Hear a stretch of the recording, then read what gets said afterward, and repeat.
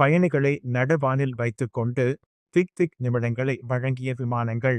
இலங்கையில் ஏற்பட்டுள்ள சீரற்ற காலநிலை காரணமாக பல விமானங்கள் தரையிறங்குவதற்கு மிகவும் அவதிப்பட்டது. துபாயில் இருந்து புறப்பட்ட எதிஹட் விமான நிறுவனத்தின் EY-396 விமானமானது கட்டுநாயக்க விமான நிலையத்தில் தரையிறங்க முடியாமல் திணறியுள்ளது. பயணிகளுடன் பல முறை வானில் வட்டமடித்துள்ளது. கடுமையான மழை காரணமாக இறங்கு பாதையை சரியாக பார்க்க முடியாத காரணத்தினால் விமானத்தை தரையிறக்குவதில் விமானிகள் கஷ்டப்பட்டுள்ளனர்.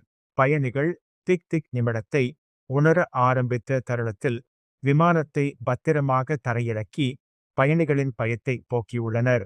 அதேபோல மாலைத்தீவில் இருந்து புறப்பட்ட எமிரேட்ஸின் EC-652 விமானமும் தரையிறங்குவதில் பல சிக்கல்களை எதிர்நோக்கியுள்ளது.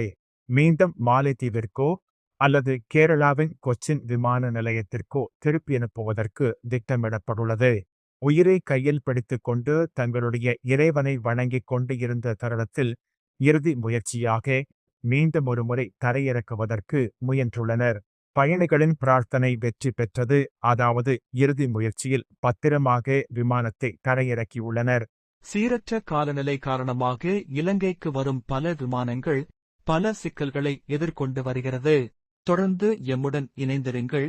விமானங்கள் தொடர்பான அனைத்து செய்திகளையும் உங்கள் பார்வைக்கு தருகிறோம். விமானங்கள் மற்றும் விமானத்துறை சார்ந்த தகவல்களை பார்க்க விருப்பமா? அப்படியெனில் இதுதான் உங்களுக்கான சேனல். இது போன்ற வியக்கத்தக்க விடயங்களை அறிந்து கொள்ள எமது வியான்ஷா பிளேன் ஸ்பாட்டர் தளத்தினை சப்ஸ்கிரைப் செய்து கொள்ளுங்கள்.